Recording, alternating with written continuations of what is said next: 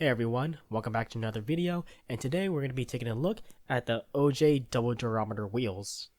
Now OJ claims that this new wheel of theirs is a perfect wheel that combines the benefit of both hard wheels and soft wheels, where you get a really nice smooth roll of a soft wheel, while at the same time still having a really nice slide of a hard wheel. It's not actually a new urethane, not a new formula, it's simply the OJ Elite Urethane 101A outer, with the 95A inner core. So it's basically taking the 101A Elites and then the 95A Nomads and then just kind of putting the Nomad just inside of the Elite wheel. Now, honestly, I wasn't sure what I was expecting when I went to go get these wheels. I didn't think they would perform as advertised because it's not a new formula and it's a very hard durometer. But at the same time, I had a very high hopes for these because why would they say something if it wasn't true? Because the customer's going to find out anyways. And what I found was not good. Now, starting off with the pros, it slides really nice on smooth surfaces. I found the 11A urethane to be really nice for that. And I found this to be true on when you're doing a power slide, as well as doing no slides, tail slides. Of course, your actual skate form and like how you do those tricks are going to play an effect to these, but the slide abilities of these wheels really helped out with that. Now the vibrations of these wheels when you're rolling over rougher spots, they're reduced just a little bit, not so much where it feels like a completely different new wheel. It still feels like a hard wheel. I would say if you need to compare it to another durometer wheel, it kind of feels like a 97A or so. I think it's really good for those that want the real nice slidability of 101A, but just don't want too much vibration that comes out of hard wheel. They just want just a little bit less vibration without having to sacrifice slide. That is actually kind of nice for that, but it's only a little bit. Now, I found these wheels to be very fast on smooth surfaces. When I was skating transition, I just found that it was very easy to keep and maintain speed because they felt really nice and fast on just smooth surfaces. And a pro to some and a con to others, we'll get a little bit into that, is that the wheels are very loud. I know with other wheels, softer wheels that have the same purpose, hard wheel, soft wheel combined, like the Power Pro, the Dragons, a lot of people didn't like how silent or quiet they were. These wheels are extremely loud, and you'll be really turning heads whenever you start doing your slides at the parks. So what are the cons of these wheels? And fortunately, we got a lot to talk about. I find that they slip out very easily on smooth surfaces, and this is going to be a huge issue if you like to ride loose trucks or you make a lot of turns. I was at this indoor park, and I just found that the surfaces there were very nice and smooth. You can get a really nice long slide out of them if you really wanted to. But because of that, these wheels made it super easy to slip out.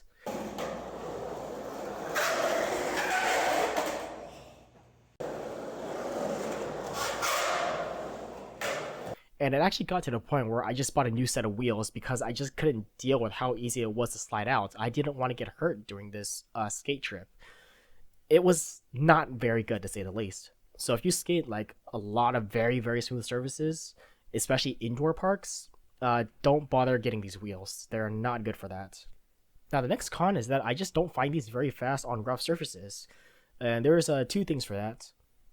One, I did find this really rough street path on my way to the skate park, and since these wheels are advertised to handle the roughest spots, I figured that this was a very good extreme example on what it should be able to handle. And what I found that is that I could only get some speed if I did a run up rather than just pushing. When I was pushing, I found that I had to repeatedly push, and then if I stopped pushing, I would lose speed pretty fast. But if I threw down the board and jumped onto it, then I would gain some speed. So it technically does roll on rougher surfaces, but I just didn't find it viable enough to where I could actually gain enough speed to do any sort of trick. So I just can't imagine these being a very good street wheel. Now, unfortunately, I don't have footage of the next part I'm going to talk about. I went to a skate park with a friend, and it's a very old park, and the ground there, it's not smooth at all. It's not very like broken or damaged, but it's I would say it's a fairly rough concrete surface to where if you fell down a bit, it's kind of stings a little bit. And these wheels did not perform great at that skate park whatsoever because of the grounds. I found that I had to really get a good grinding head start and throw down my board. I had to push pretty hard to gain enough speed just to do some basic tricks like a frontside 50-50 on a ledge. Suffice to say, it just didn't make the board feel very fast, and I wasn't having too much fun because of that. So yeah, personally, I just didn't find it to be a very good street wheel whatsoever. That being said, I didn't spend enough time on street with this wheel, which I'll explain in a moment why I didn't.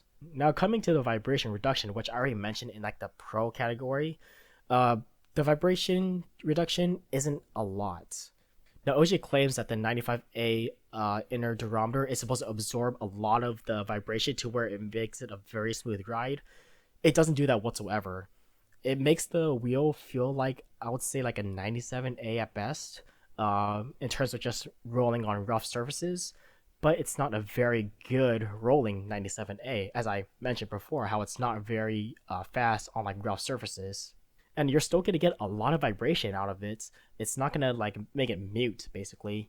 You'll lose some vibration, which is fine, but you won't eliminate all the vibration. Now the con that I said was also pro is that these wheels are super loud. And I found that like whenever I was skating, a lot of people would just be looking at me because the board was just so insanely loud whenever I did anything. Even just rolling through the streets, doing some basic slides, it was an extremely loud wheel. And it is kind of weird having a lot of people watch you, not because you're doing something cool, but just because you're being extremely loud. It's a very weird feeling. Personally, I don't like it whatsoever. And when I was visiting my friends, and then we were skating at the park and I did my slides, he's just straight up said, dude, that is insanely annoying. This may be a pro to some, this may be a con to some. For me, this was definitely a con. Now the next con, in terms of power sliding, I found that these wheels didn't really slide all that well. It was a very, I would say, when you get into power slide, it's a sudden, short power slide, and then half the time I found that I was kind of just stopping right in place rather than just like gradual slowdown, or I would just kind of get pitched off my board. It was not very comfortable to say the least. And because of that, I just didn't find that it felt safe enough, at least for my skate ability, to find just a very tall hill or whatever and just kind of bomb down that. I didn't trust the slide of these wheels to be able to do something like that safely and not get hurt. Now, of course, this may just be a personal preference thing, but for me, I just did not like how these slid on rough surfaces whatsoever. And when sliding on the rough surfaces, the wheels didn't seem to be very durable. When I was doing my initial slide test on rough streets, I looked at the wheels, and already there were some parts, little parts, I would say, of the urethane just kind of like peeling off, a little bit chunking off here and there. Now, it's not like the wheel just, split in half, but I do figure that for a wheel like this, it's, not good where the urethane's already falling apart. And this was the first day of skating these wheels. Now, the biggest con to me, it's going to be the price. For a set of these, it's going to be $58. And off the top of my head, for a skateboard wheel, this is the most expensive skateboard wheel on the market right now.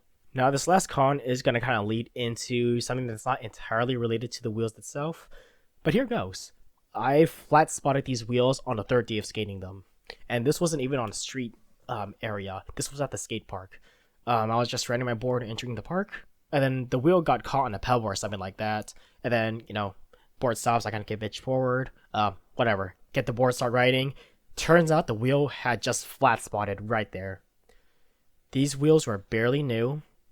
They're $58, and the wheel has already flat spotted.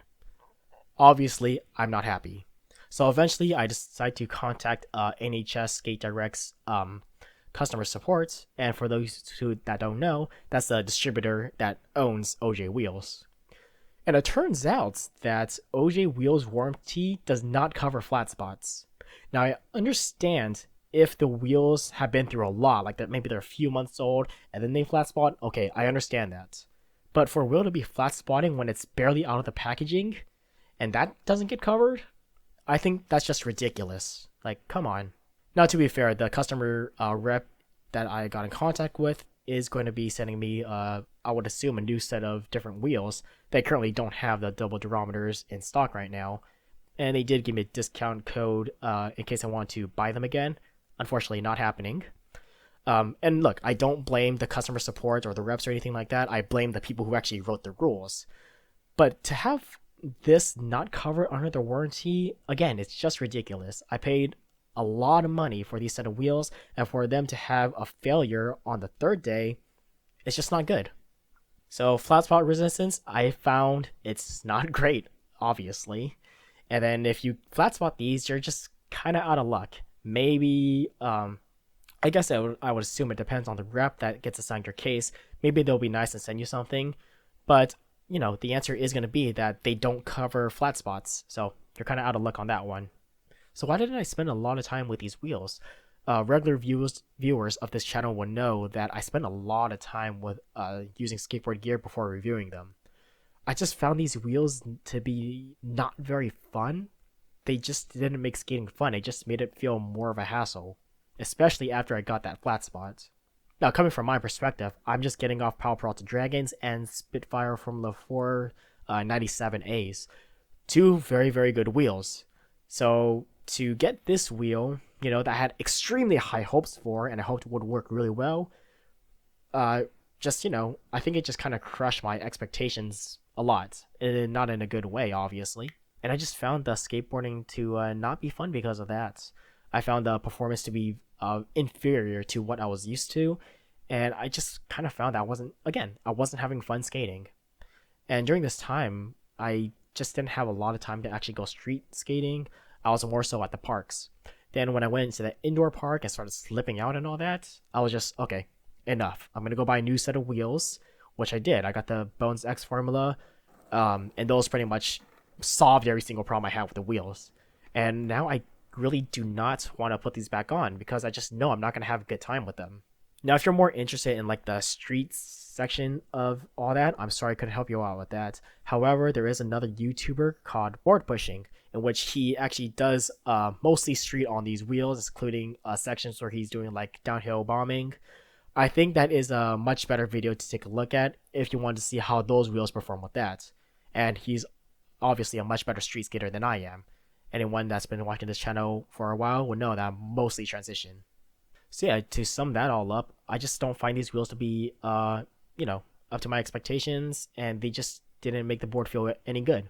So when I got a superior but a cheaper wheel, I just can't put these back on without hesitating. I do want to address the claims that OJ makes on their placards and see whether or not they're true or false.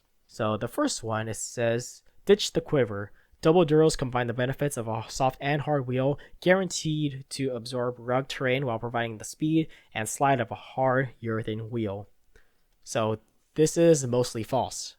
The only true part is that it has the speed and slide of a hard urethane wheel. If you're skating at a smooth area or a skate park that has a smooth area, it does not combine the benefits of a soft and hard wheel. And it's not, it doesn't absorb rugged terrain when rolling. Completely false on that section. Now the next one is, no more bumpy roll. The built-in suspension of 95A urethane rolls smooth on the roughest spots. Nope, completely false. The 95A core, reduces vibrations just a little bit, to where the wheel kind of feels like a 97A, as I said before, but it doesn't completely eliminate it to where you're rolling really nice and smooth on rough surfaces. Completely false. Next one is make 'em bark. The 101A harder outer urethane rolls and slides loud so your tricks turn heads. This is, I would say, the only completely true line on this placard, part of their marketing campaign, because yes, the wheels are extremely loud, as I've mentioned before. Next one is the perfect wheel for an unperfect world. The blend of our best formulas give you a roll like no other. Nope, false. It's not a perfect wheel. The roll, it really it just feels like a 97A wheel. I don't see how they reinvented the wheel. I would say this section is, completely false. As you can tell, I have had a lot of problem with these wheels. So what do I think of this wheel?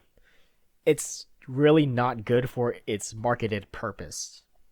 So what I mean by that is that I would say it's good in some aspects. We'll get into that later. But its marketed purpose was that it's a big, nice, all-terrain wheel that can handle any rough surface. I would say it fails at doing that. I've listed off many problems that I had these wheels when attempting to do so, and it's just not a really good wheel for that. If you want a wheel for that, should look at Power Pro Dragons or the Bones X formula. Both are really nice. They fulfill the marketed purpose, and they're a lot cheaper than these wheels. And, as usual, I'm not sponsored by any of these brands. It's just from my personal experience. Now, I figured if these wheels were marketed a lot differently, then they would be a good wheel. And if they cut down the price, that would make it even better.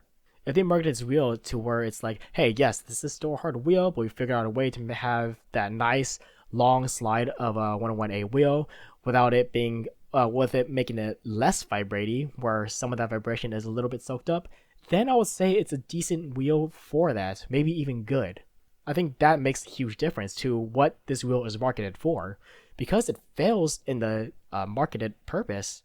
But for what I just came up with, where it's still a very hard slided wheel, but just less vibration, so you get like a 97A feeling wheel with the slide of a 108 wheel for people that like that, then I would say it's a decent to good wheel for that.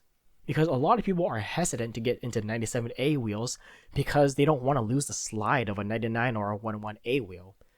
So that would have been a better marketed purpose for these wheels.